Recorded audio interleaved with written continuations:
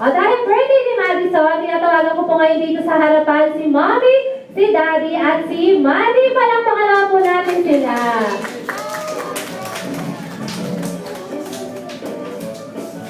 Okay, si Mommy, si Daddy dito po sa harapan.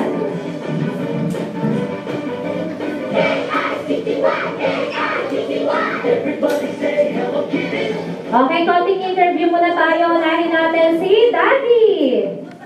Daddy, anong preparation ang ginawa mo bago dumating ang